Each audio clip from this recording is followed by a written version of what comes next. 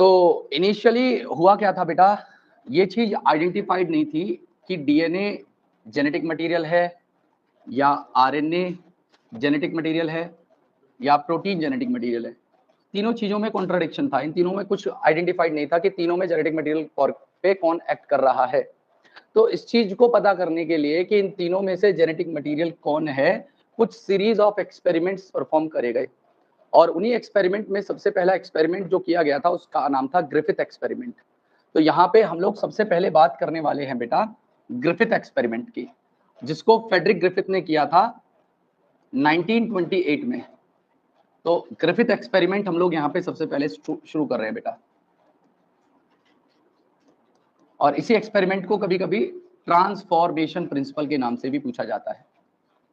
इसी एक्सपेरिमेंट को हम ट्रांसफॉर्मेशन प्रिंसिपल भी कहते हैं। ध्यान से समझिएगा। देखिए, इस एक्सपेरिमेंट को किया था 1928 में फेडरिक ग्रिफिथ ने, एफ ग्रिफिथ। और इसे करने के लिए इन्होंने दो चीजों को लिया था।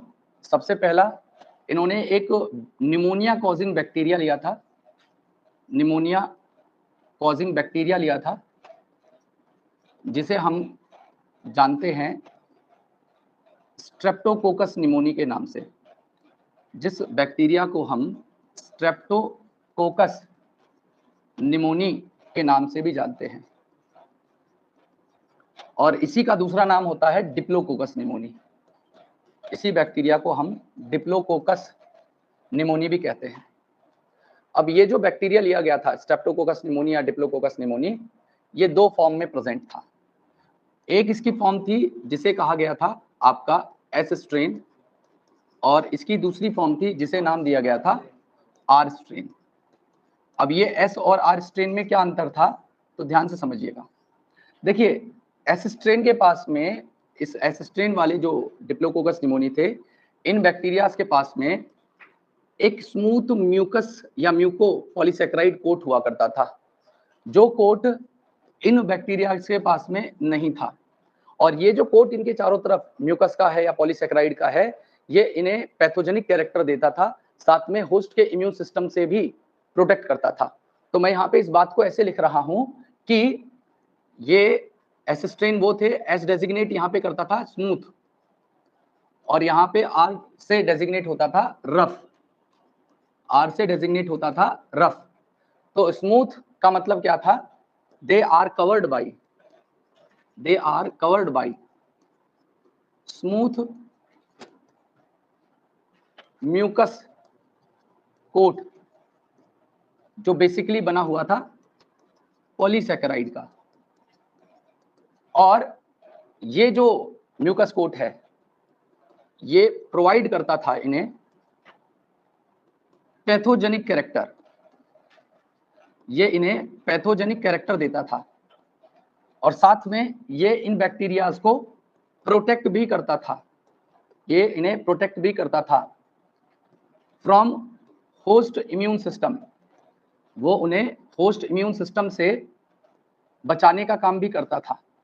तो ऐसा बैक्टीरिया बेसिकली क्या करता था, निमोनिया कॉज करने में कैपेबल था।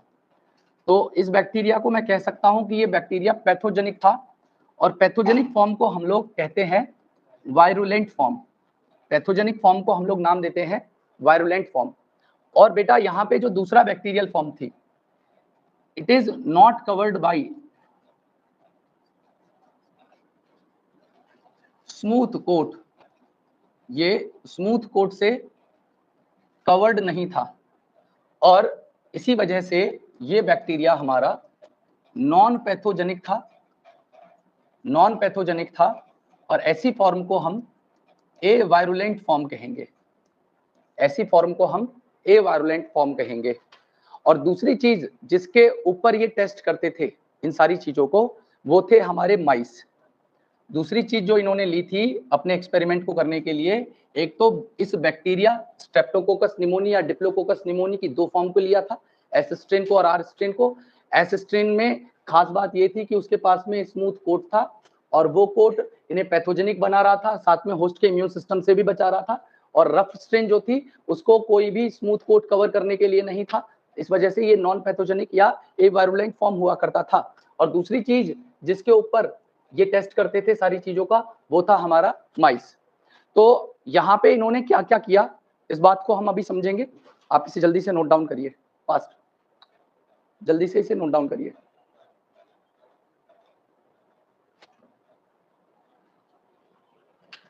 देखिए जी, जल्दी जल्दी लिखिए, फास्ट। आज 3 एक्सपेरिमेंट है जो हमें करने हैं, इसके बाद में बायोकेमिकल कैरेक्टराइजेशन होगी और फिर हर्शियन चीज एक्सपेरिमेंट, वहां तक हमें कंप्लीट करना है। अब ध्यान से सुनिएगा। देखिए ये क्या करते थे, इन्होंने सबसे पहले आर स्ट्रेन को लिया, रफ स्ट्रेन को लिया, और उस रफ स्ट्रेन को इन्होंने इंजेक्ट कर दिया माइस के अंदर। अब रफ स्ट्रेन जो थी वो क्या थी, एवायरुलेंट नॉन पैथोजेनिक, तो माइस के अंदर जाके उसने निमोनिया नहीं किया होगा, तो माइस यहाँ पे क्या जिंदा रहेगा, मर जाएगा, अलाइव रहेगा। दूसरी जो फॉर्म इन्होंने ली वो थी बेटा S strain. S strain, S strain को लेके इन्होंने क्या किया, इंजेक्ट किया माइस के अंदर, और उस वजह से क्या हुआ, माइस मर गया। माइस उस वजह से क्या हो गया, मर गया। फिर तीसरे नंबर पे इन्होंने क्या किया बेटा, ध्यान से सुनिएगा। तीसरे नंबर पे इन्होंने क्या किया, तीसरे नंबर पे इन्होंने क्या किया, इसी एस स्ट्रेन को लिया और इस एस स्ट्रेन के जो बैक्टीरियाज थे उनको हीट किल कर दिया, उन बैक्टीरियाज को हीट करके किल कर दिया। और हीट किल करने के बाद में जब उन्होंने उन बैक्टीरियाज को इंजेक्ट किया माइस के अंदर, तो वो माइस अलाइव रहे, नहीं मरे। क्यों, क्योंकि वो जो बैक्टीरिया थे वो किल थे, वो उस माइस को निमोनिया नहीं कर पाए। लेकिन जब सबसे लास्ट स्टेप हुआ जिसमें उन्होंने क्या किया, एस स्ट्रेन को लिया, हीट किल किया और उसको कुछ आर स्ट्रेन के बैक्टीरियाज के साथ में मिक्स कर दिया, और उसके बाद में जब उसे इंजेक्ट किया माइस के अंदर, तो माइस अब की बार मर गया। तो इस बात को लेके इन्होंने क्या जस्टिफिकेशन दिया, तो सभी लोग एक मिनट के लिए इधर देखेंगे। इन्होंने बताया कि कुछ ऐसा ट्रांसफॉर्मिंग प्रिंसिपल है जो इस हीट किल्ड एस स्ट्रेन से ट्रांसफर किया गया है इस आर स्ट्रेन के अंदर, और उस ट्रांसफॉर्मिंग प्रिंसिपल ने इस आर स्ट्रेन को क्या किया, अलाउ किया कि ये अपने चारों तरफ स्मूथ म्यूकोपॉलीसैकेराइड कोट को बनाए, और ये आर स्ट्रेन बैक्टीरिया कन्वर्ट हो गया एस स्ट्रेन में और इसने माइस को किल कर दिया। तो यहां पे इन्होंने कंक्लूड क्या किया कि there was some transforming principle, यहां पे कोई ट्रांसफॉर्मिंग प्रिंसिपल था जो ट्रांसफर हुआ, जो ट्रांसफर किया गया from heat killed S strain into R strain, and it enable R strain to synthesize smooth coat around it and become virulent or S strain। अब यहां पे देखिए इन्होंने क्या टर्म यूज किया कि there was some transforming principle, कि कोई ट्रांसफॉर्मिंग प्रिंसिपल है, लेकिन ये नहीं बताया कि ट्रांसफॉर्मिंग प्रिंसिपल डीएनए है, आरएनए है या प्रोटीन है, कौन ट्रांसफॉर्म कर रहा है ये तो एग्जैक्टली क्लियर ही नहीं है। तो इस बात को पता करने के लिए एक और एक्सपेरिमेंट किया गया, और देखिए ट्रांसफॉर्मेशन का मतलब क्या होता है इस बात को इधर समझिएगा सभी लोग। इधर देखिए, ये एक मीडियम ले रहा हूं, ठीक है, इस मीडियम में मैंने कुछ डीएनए के फ्रेगमेंट डाल दिए। ये डीएनए के फ्रेगमेंट किसके हैं, ये DNA heat killed S strain वाले हैं। ये डीएनए किसके हैं, हीट किल्ड एस स्ट्रेन के हैं, हीट किल्ड एस स्ट्रेन के हैं। और हीट किल्ड एस स्ट्रेन के डीएनए को डालने के बाद में यहाँ पे इन्होंने कुछ आर स्ट्रेन के बैक्टीरिया को रख दिया है, यहाँ पे आर स्ट्रेन के बैक्टीरिया को रख दिया। तो ये बैक्टीरिया के पास में एबिलिटी होती है कि ये क्या कर सकते हैं, अपटेक कर सकते हैं फॉरेन डीएनए को। अब देखिए डीएनए के पास में अपनी फिनोटाइपिक या जीनोटाइपिक प्रॉपर्टी होती है। तो अगर ये DNA heat killed S strain का है तो इसके डीएनए के पास में क्या कोड करने की एबिलिटी है, स्मूथ म्यूकोपॉलीसैकेराइड कोड को।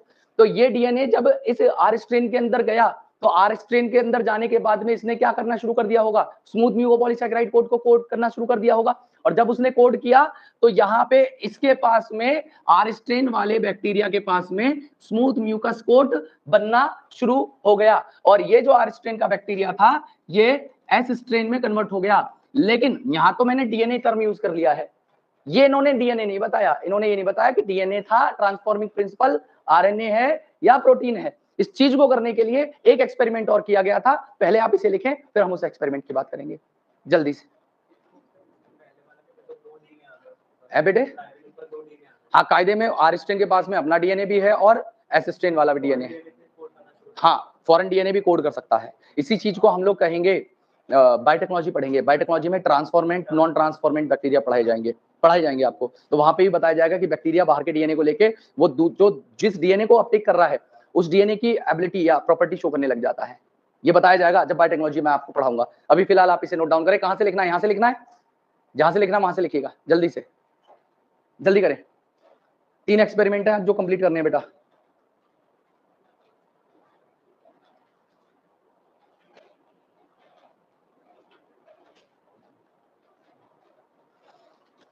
हाँ जब ये आर स्ट्रेन कन्वर्ट हुआ और इस पे स्मूथ लेयर आ गई, हाँ, तो वो प्रोटेक्ट को मतलब लेयर आ गई वो प्रोटेक्ट कर दिया, तो बचा भी नहीं। प्रोटेक्ट नहीं, ओहो, ये माइस हैप्पी माइस है, ये एक होस्ट है, होस्ट। निमोनिया एक पैरासाइट बन गया, ये इसके अंदर गया, अब इसके चारों तरफ ये कोट है, तो ये कोट इस होस्ट के मतलब इस माइस के इम्यून सिस्टम से इस बैक्टीरिया को बचाता है। आई मेरी बात समझ में? मैंने ये नहीं कहा कि माइस को बचा रहा है, बैक्टीरिया को बचा रहा है, माइस को तो मार देगा। आगे मेरी बात समझ में? ये मैं कहना चाह रहा हूं। लिखो जल्दी से, लिख लिया सभी ने? ये वाला लिखना है, लो दीदी जल्दी लिखो।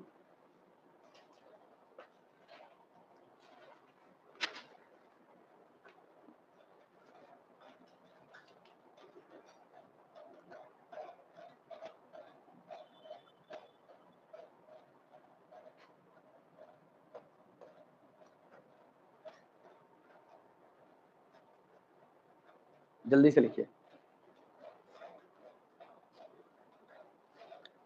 हो गया?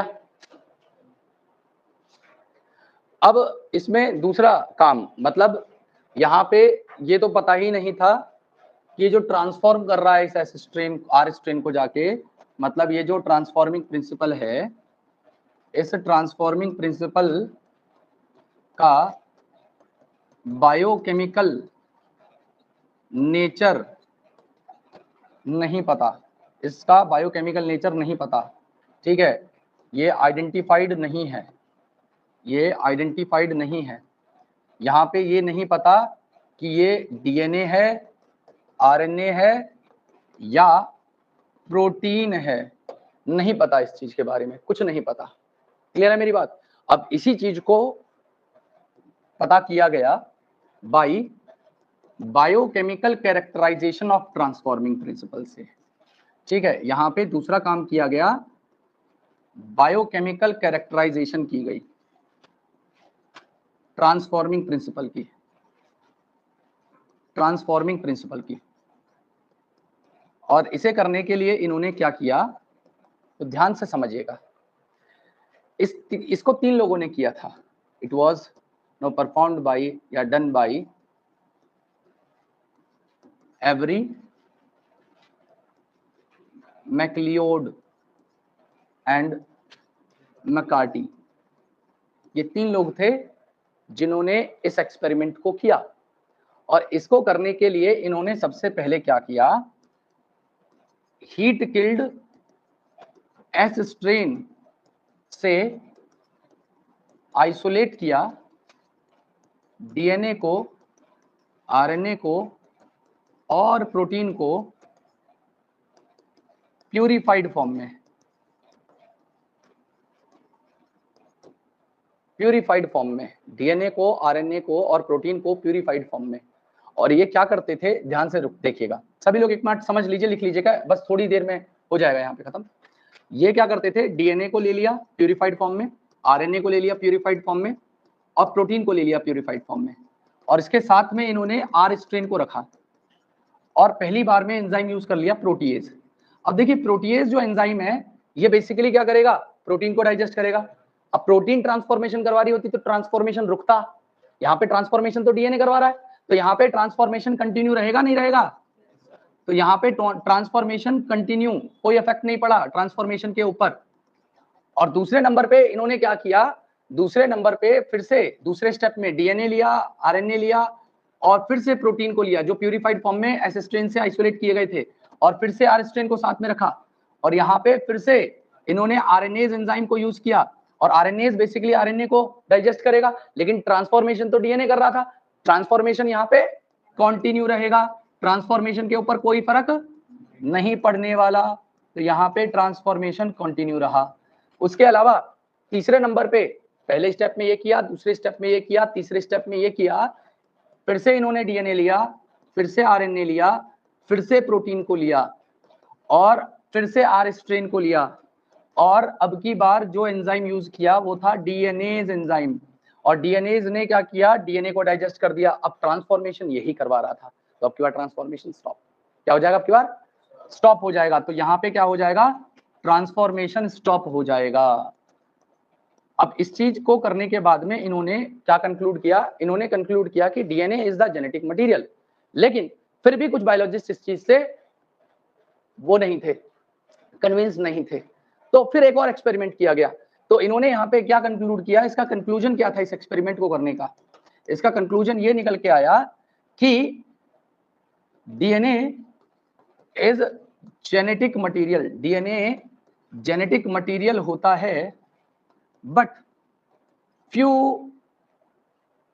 biologists were not convinced, कुछ बायोलॉजिस्ट कन्विंस्ड नहीं थे। लिख सकते हो आप इस चीज को।